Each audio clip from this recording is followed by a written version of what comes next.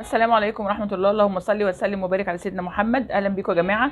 فيديو النهارده زي ما انتم شايفين هو بانيه ومش بانيه في نفس الوقت. هتقولي ازاي؟ يعني انا عامله دي فراخ بانيه قطع مقطعاها بانيه، لكن مش عاملينها بطريقه البانيه المعتاده، مغيرين فيها شويه بتتبيله بسيطه كده، وفي نفس الوقت وفرنا حته التحمير في زيت كتير عشان يبقى اخف، وفي نفس الوقت طعمه كمان جديد وحلو جدا وهيعجب الولاد قوي. تعمليه تقدميه بقى جنب بطاطس، تعمليه سندوتشات زي ما انت عايزه. هو بانيه ولكن موفر جدا في كميه الزيت اللي انت بتقلي فيها، وفي نفس الوقت خفيف وعلى المعده وما بيتعبش، وكمان طعمه جديد جدا، فيعتبر يعني حاجه جديده. هو نفس القطع البانيه زي ما احنا قلنا ولكن بطعم جديد.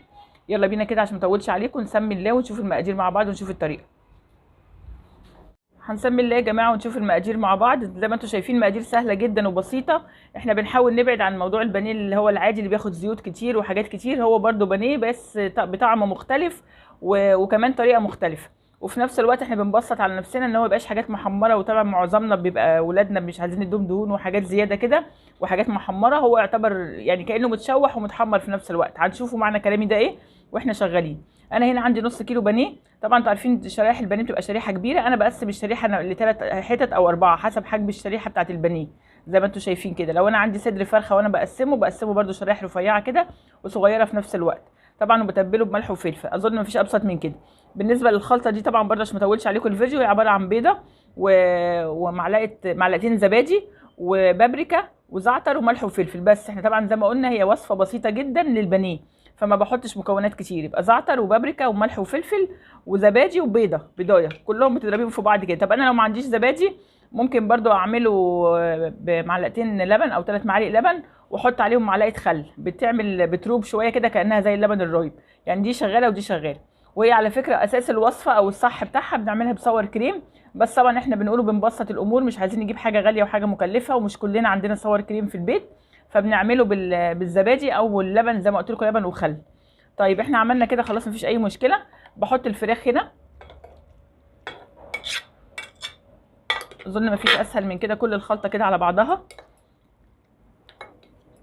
وعندي هنا معلقتين 3 دقيق. وانت بعد ما بتحطي هنا الخلطه ممكن تسيبيها شويه نص ساعه كده في الخلطه دي لوحدها الاول، وممكن عادي تشتغلي زي ما انا هشتغل كده على طول. هتضيفي بقى الدقيق ولا هتقلبي ولا هتعملي اي حاجه. هتقلبي يعني مش هتحطي الدقيق مع الخلطه لوحدها الاول، لا كله مع بعضه، الفراخ مع الدقيق مع الخلطه اللي احنا عاملينها دي اللي هي بالزبادي او بديل للزبادي اللبن والخل، وبتتقسم كده. هتقولي لي ايه اللي انت بتعمليه يا ستي؟ ده هتشوفوا زي ما انتوا شفتوا شكل الوصفه في الاول الفيديو جميله ازاي. بتطلع في الاخر بانيه شكله جديد وجميل وفي نفس الوقت خفيف على المعده وطعمه تحفه. وبعدين بعدنا عن حته ان احنا بنحمر بزيت كتير او نستهلك زيت كتير.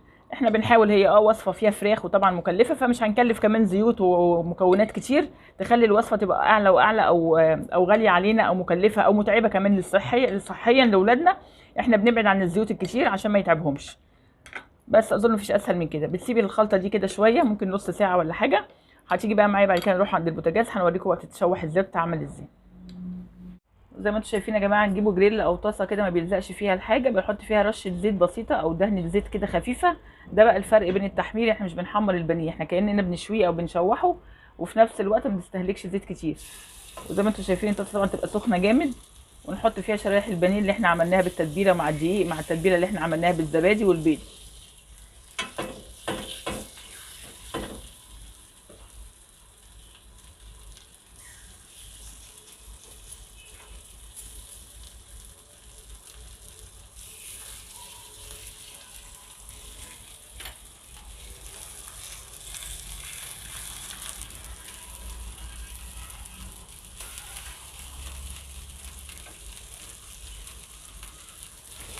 اهم حاجه تفردي حته قطعه البانيه وانت حطاها، وزي ما قلنا هي حتت صغيره فهتستوي بسرعه معانا.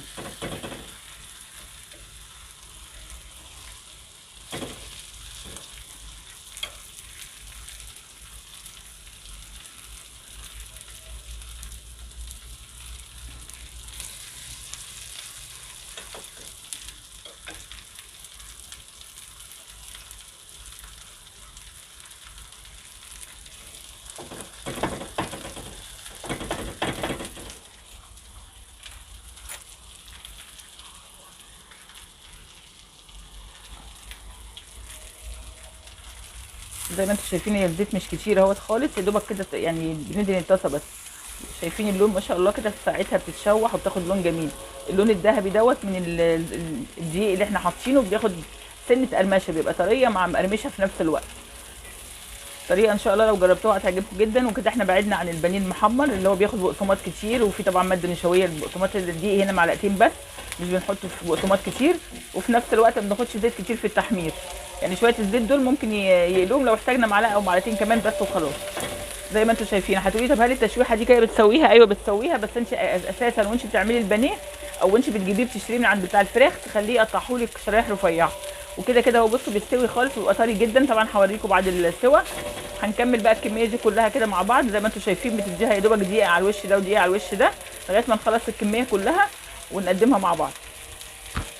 وزي ما انتم شايفين يا جماعه، خلصنا كميه البانيه كلها ما شاء الله، كلها طالعه شكلها تحفه، وكمان عطشه كميه حلوه. وزي ما قلت لكم بيستوي طبعا من التشويحه البسيطه زي ما انتم شفتوا دي، بتستوي لان هو مفيش كفر عليه مغطيه ان هو حاجز النار عنه، فبيستوى بسرعه او كانه مشوي. طبعا انا بقى بالنسبه لي انا كنت عامله ورق عنب وسلطه التوميه. انتوا بالنسبه لك قدميه زي ما انت عايزه تقدميه جنب مكرونه، تقدميه جنب بطاطس محمره، تعملي سندوتشات لاولادك بشويه سلطه. طريقه التقديم بقى دي زي ما انت عايزه، وهو حسب ولادك بيحبوه ازاي. بتعامليه معامله البانيه العادي خالص، لكن هي الطريقه والطعم مختلف شويه. يبقى احنا عملنا حاجه جديده. وزي ما انتم شايفين اهو ما شاء الله مستويه جامد، حتى ان هي القطعه دي بتبقى مليانه لكن مستويه اهي زي الفل، كلها مستويه اهي. يا رب الفكره تكون وصلت وتكون عجبتكم، وان شاء الله تجربوها. السلام عليكم ورحمه الله. اللهم صل وسلم وبارك على سيدنا محمد. اهلا بيكم يا جماعه. فيديو النهارده زي ما انتم شايفين هو بانيه ومش بانيه في نفس الوقت. هتقولي ازاي يعني انا عامله دي فراخ بانيه قطع مقطعاها بانيه، لكن مش عاملينها بطريقه البانيه المعتاده، مغيرين فيها شويه بتتبيله بسيطه كده، وفي نفس الوقت وفرنا حته التحمير في زيت كتير عشان يبقى اخف، وفي نفس الوقت طعمه كمان جديد وحلو جدا وهيعجب الولاد قوي. تعملي تقدميه بقى جنب بطاطس، تعملي سندوتشات زي ما انت عايزه. هو بانيه ولكن موفر جدا في كميه الزيت اللي انت بتقلي فيها، وفي نفس الوقت خفيف وعلى المعده وما بيتعبش، وكمان طعمه جديد جدا. فيعتبر يعني حاجه جديده، هو نفس القطع البانيه زي ما احنا قلنا ولكن بطعم جديد. يلا بينا كده عشان ما اطولش عليكم نسمي الله ونشوف المقادير مع بعض ونشوف الطريقه.